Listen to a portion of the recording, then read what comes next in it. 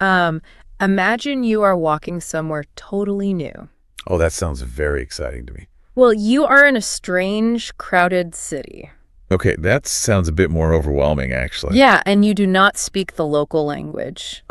I would start to panic, honestly. The street signs look completely alien to you. That is a terrifying situation for any traveler. Right. Your phone battery just died completely, too. Oh, wow, you are totally cut off from help. Yes, and people are rushing past you everywhere. You feel entirely alone in a busy crowd. So you try asking for directions, Using some awkward hand gestures, I assume. Exactly. But people are just way too busy. They look away and keep walking fast. Yeah, they do not notice your growing fear. It is hard to connect in a big city. But then, one woman finally stops. Oh, thank goodness someone noticed your panic. She cannot understand a single word you say. Because of the language barrier, right? Yes, but she sees your deep worry. Our faces show our true feelings perfectly. She gives you a very warm, reassuring smile. That simple moment changes your whole physical reality. It really does. She gently points you toward the train. Your shoulders drop and you finally breathe again. Yeah, the heavy fear just disappears completely. Because someone chose to actively care about you. She even walks with you for a block. That stranger spoke a truly universal language. Exactly. You did not need a dictionary. Her actions communicated safety and empathy perfectly. Welcome to today's exciting deep dive. I am so glad to be chatting today. We are exploring this exact universal language today. We are looking at what Jesus taught about love. Yes, his teachings are thousands of years old. But they still hold incredible power for us today. They teach us how human connection actually works. So what is our main mission today? We want to unpack these ancient concepts carefully. We want to understand everyday practical kindness. Because these simple choices can change the world. They transform how you treat your coworkers daily. And how you view totally random strangers. We should start with a very basic rule. Jesus gave a famous command about human relationships. Right. He told people to love their neighbors. He said, love your neighbor as yourself.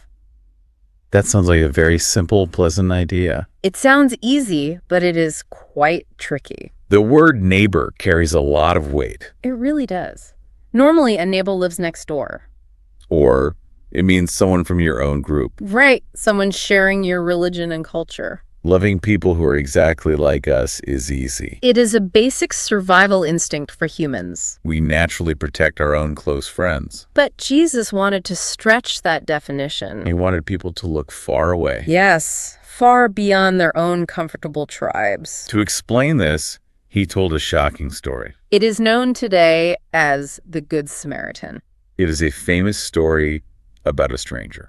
Let me paint a vivid picture for you. Okay, set the scene for us. A Jewish man was traveling on foot. He was walking through the hot desert. Yeah, on the road from Jerusalem to Jericho. That specific road was famous for being dangerous. Because violent criminals often hid in the caves. So people rarely traveled that road alone. Unfortunately, a group of thieves attacked this traveler. Oh, that is so terrible to hear. They stole his money and took his clothes. They beat him and left him bleeding. He was half dead and unable to walk. He was completely helpless out there alone. His survival depended entirely on a stranger. Soon, religious priest walked down the road. A priest from the injured man's own community. You would naturally expect this leader to stop. It was his literal job to care for people. But he did not stop, did he? No, the priest saw him and felt afraid. He crossed over to the far side. He walked away quickly, ignoring the dying man.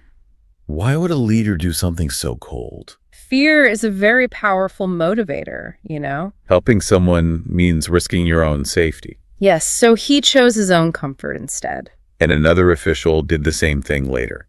He saw the injured man and walked away. 2 leaders from his own tribe abandoned him. It is heartbreaking.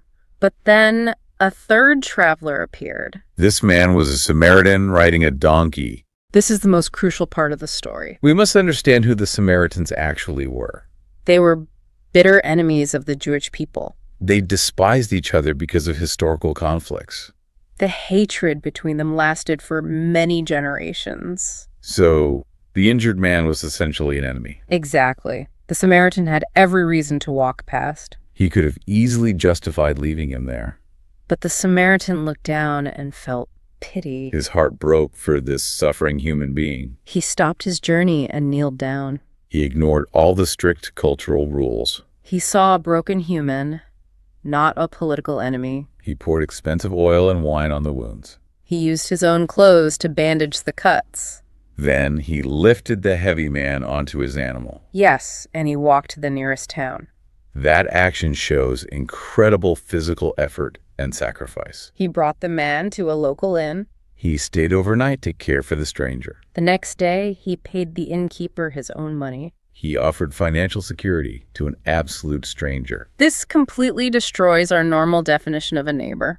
A neighbor is anyone who needs your active compassion. Even if that person holds different political views. Even if your communities historically hate each other. This challenging idea is still incredibly relevant today. We often ignore people suffering right in front of us. We pretend we do not see people begging. It is easier to stay safe inside our bubbles. Reaching out to a stranger feels very risky. But this brings us to the core engine of kindness. Yes, the Samaritan was driven by true compassion. The word compassion is used constantly in modern English. But people often confuse it with simply feeling empathy. Empathy means you understand someone else's emotional pain. Empathy is a wonderful and necessary human emotion. But empathy alone does not feed a hungry child. Exactly. Compassion is empathy combined with immediate action. So compassion moves your feet toward the pain. It is an active choice, not a passive feeling. Jesus demonstrated this active compassion throughout his life. He walked into crowds and touched sick people. People with leprosy were isolated from regular society. Leprosy caused extreme social panic back then. Healthy people stayed very far away from them. But Jesus reached out and touched them directly. He brought them back into the warmth of human contact. His compassion demanded that he cross scary boundaries. That radical action requires immense internal generosity. We usually connect being generous with giving money. Money is important, but it is easy to give. The most generous thing you can give is your time. Time is the one resource nobody can buy back. Our modern culture is obsessed with speed. We constantly rush from one task to the next. Pausing to give someone your attention is incredibly rare. Giving time naturally requires a massive amount of patience. And patience is incredibly difficult in a fast world. We lose our tempers when a website loads slowly. We honk our horns if traffic stops for a minute.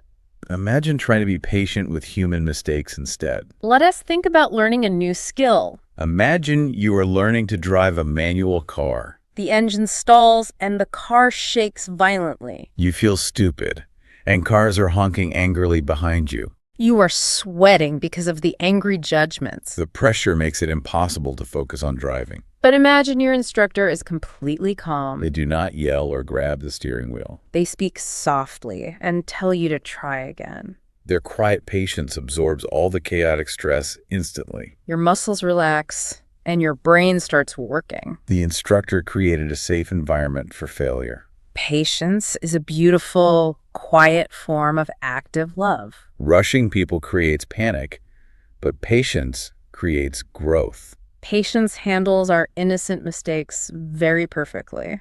But what happens when someone hurts us on purpose? This introduces the most challenging lesson of all. Yes, we must discuss the heavy topic of true forgiveness.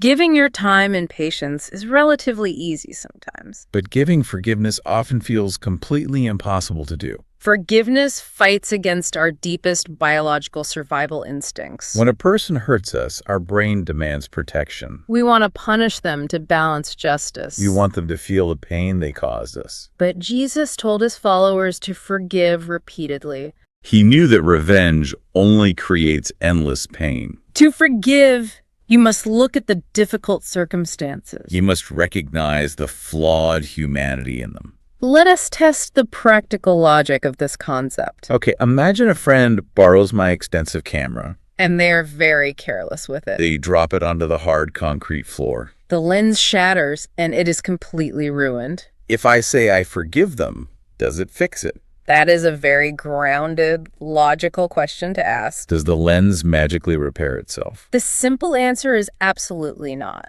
The camera remains broken into 100 pieces. Forgiveness does not erase the frustrating facts. If the camera is broken, why bother forgiving them? Because holding on to bitter anger is highly toxic. It is mentally exhausting to carry anger around daily. Imagine your anger is a burning piece of coal. You grip it tightly in your hand to throw it. You wait for the perfect moment to strike them. But while you wait, the coal burns your skin. Your blood pressure rises and your sleep is ruined. The anger is destroying your body, not theirs. Your friend might be sleeping perfectly fine. Forgiveness is the active choice to drop the coal. You stop burning your own hand to punish them. So forgiveness is a healthy act of self-preservation. It stops the toxic stress from eating your mind. And it also saves the damaged human relationship. The camera is ruined, but the friendship survives. You understand that it was a stupid accident. A camera can be replaced easily at a store. But a long friendship is rare and precious. This makes absolute sense for accidental damage. But what about people who hurt us intentionally?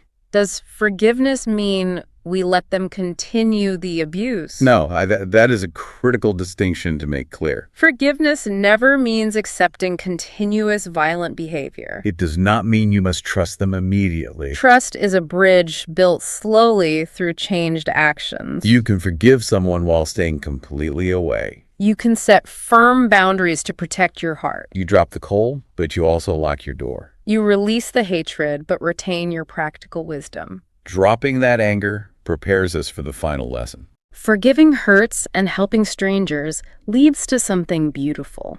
Jesus summarized this perfectly, right? Yes, he said, "Blessed are the peacemakers." The word peacemaker implies real action. It does not just mean a quiet, passive person. Simply avoiding a difficult conflict is not making peace. Ignoring a loud argument just pushes the explosion away. Fake peace is just hiding dirt under a rug. Eventually, someone trips over the hidden dirt. Real peacemaking requires incredible courage and dirty hands. It means stepping directly into a messy fire. Imagine two coworkers screaming in the office. They are insulting each other and refusing to listen. Most people would naturally walk away from that. Stepping between angry people is an uncomfortable risk. But a true peacemaker steps into that space calmly. They do not shout louder to control the room. They listen to both sides without taking a side. They translate angry insults into hidden, deep hurt. They help each person see the other's underlying fear. They lower the emotional temperature using steady kindness. Becoming a peacemaker is the ultimate goal of love. It rebuilds broken communities and heals divided families. The modern world desperately needs brave people doing this.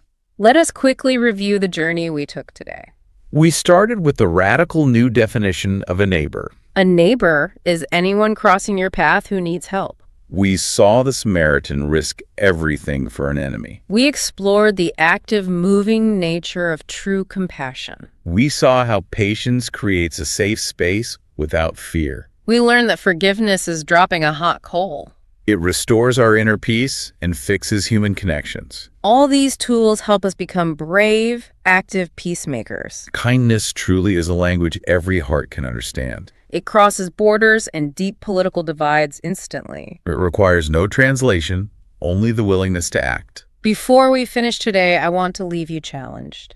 Think about the environments you will enter tomorrow morning. You will pass tired strangers and frustrated coworkers. Consider who desperately needs to hear this universal language. Maybe it is the exhausted cashier at the store. Maybe it is a difficult family member who messed up. You hold the incredible power to change their reality. How will you actively build peace in your own world?